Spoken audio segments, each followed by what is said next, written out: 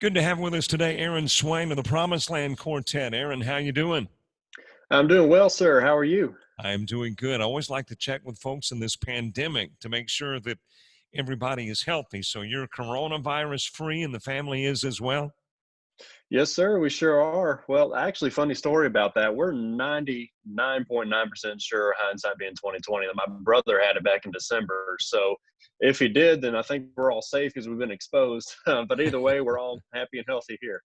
Well, good, good. All right, tell us about Promisedland Quartet. I want to start with the geography of the quartet. Where are you based out of?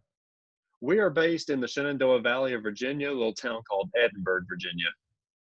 Okay, now that is, I travel, I'm trying to think of the interstate that I travel up to go like to Washington and New York. Is it in that vicinity of Virginia or where exactly? Yeah, it's right up 81. So I'm 81. sure that's what you take to get up there. That is it, 81.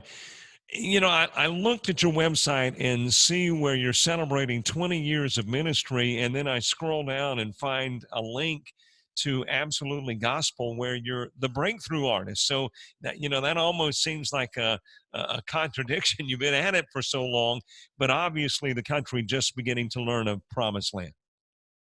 Yeah, we're thrilled about that. It's funny because some friends of ours actually just got on the cover of Singing News, and I think that the headline was a 30-year overnight success. So we're not the only ones in that boat. But yeah, it was an honor for us to be nominated for that, no matter what the timeline was. It was really, really cool. Tell us about the origin of the Promised Land Quartet. And I'm assuming since they've been together for 20 years, you weren't part of the original Promised Land Yeah, Quartet. I was 6 or 7 when they started. But they started in January of 2000.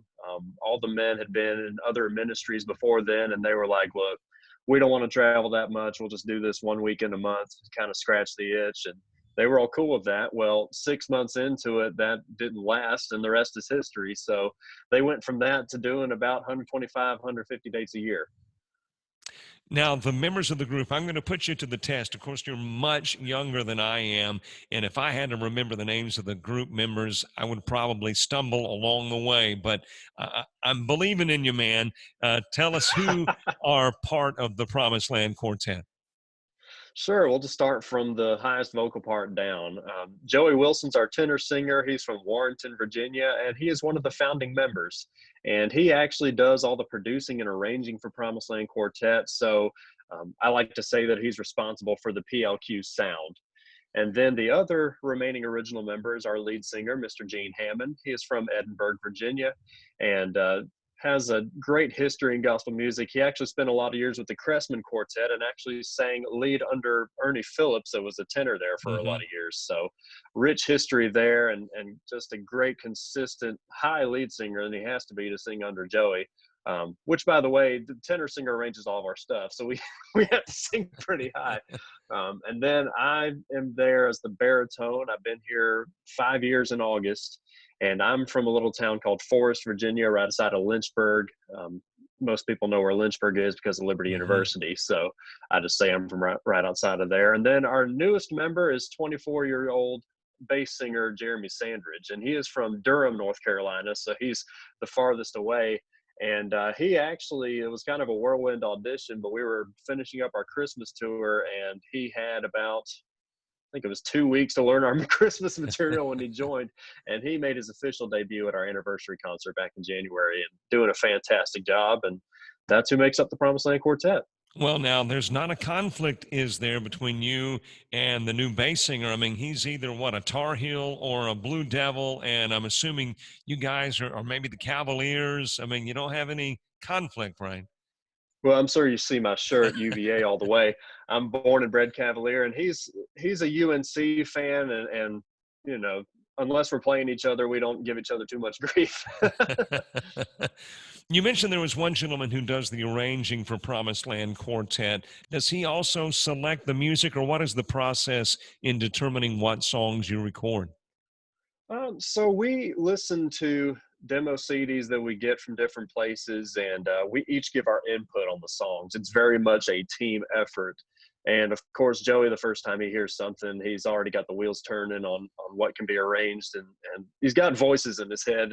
I guess is a long story short. But yeah, it's just we kind of narrow it down as much as we can before actually voting on the songs that we pick. But they just come from multiple different sources, either demos that we get or something in our personal libraries that we heard years ago and are reminded of, and nobody's been doing it for years and years. So it's not just one person selecting the music. It's very much team effort, and I'm thankful for that. Who are the influences on you personally and the style of the group as well? Well, me personally, Legacy 5 was the very first gospel quartet that I ever heard. Their 2004 Monuments project, I was lent a copy of that and just absolutely fell in love. And I guess by extension, even before them, even though they weren't strictly gospel, the Statler brothers were one of my favorites growing up. And of course, by the time I knew they existed, they had been retired for a number of years, but they are a couple hours from me up in Stanton, Virginia. And so the quartet music's always been in my blood. But Legacy 5 was my first introduction, and then from there was Gold City, the Kingdom Airs, Ernie Haas's signature sound, and going back into the history, even the cathedrals and Blackwood Brothers, people like that. As far as the influence on the Promisedland Quartet sound, Joey likes to tell the story that when they went out for the first weekend of the group, Gene had one row of Gold City cassette tapes and another row of Kingsman. And Joey said, we're going to have to expand your horizons here, brother. So over the years, the Gold City would be a definite influence, and Ernie Haas's signature sound, and Lefebvre Quartet, the sound that they've had over their careers has definitely been an influence on us. And then even some contemporary acts like Casting Crowns, Mercy Me. It's become a wide variety from the Gold City and Kingsman cassettes, I would say. Well, that's an interesting mix from Gold City to Casting Crowns. And I'm assuming that is indeed what makes for your unique sound. It's not necessarily a straight line quartet sound, but it is 4-part harmony with more of a progressive touch in certain instances. Yes, sir. That's maybe not consciously what we chose to do, but that's what it's come to. And we like that because different musical styles speak to different types of people.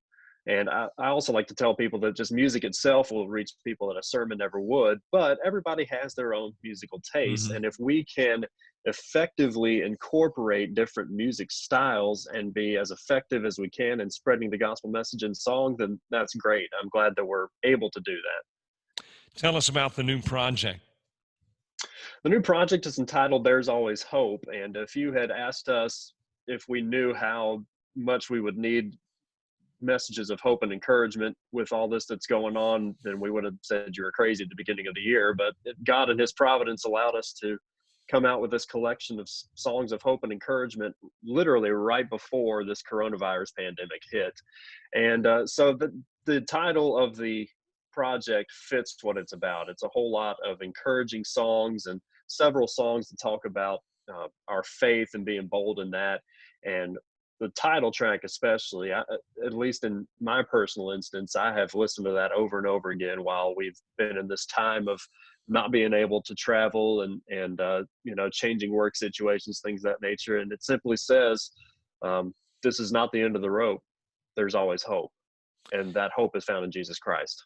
Which came first? Was there an idea or a concept for the album, or did after putting all the music together, then it was decided, hey, these are all songs about hope and encouragement. Let's go that route. It was kind of a mix. Once we had the list of songs together, of course, Gene had said right off the bat, I think that this should be the title cut, and we all agreed. But as we were, recording the music and listening to the arrangements and stuff, getting prepared to record it, it became clear that title cut actually did encompass the overall theme of the song. So it was just pretty cool how that worked out. For our viewers, our listeners who want more information about Promisedland Quartet, maybe how to get product, how to find out where you are going to be, where do they go? That'd be promisedlandquartet.com is our website. We have an online store there that you can order our music. and as well as the Facebook page. The website has our schedule, but the Facebook page is the fastest to update with changes in the schedule and news that's coming out. And we even have a link on there to where you can buy some of our music digitally. That new project is out on iTunes and Google and everywhere else that you can get digital music. And the link is on there on our Facebook page as well. Now, is the Facebook page The Promisedland Quartet? The Promisedland Quartet. All right. Aaron Swain, great to have you with us. Thanks for the great music from Promisedland Quartet, and especially thank you for chatting with our Facebook audience today. Yes, sir. Glad to do it. It's an honor, and we hope to see all of you real soon. The National Quartet Convention is still on in September, so hopefully a lot of you will be there, and we'll get to shake your hand and make new friends. We'll look forward to seeing you on the stage. Yes, sir.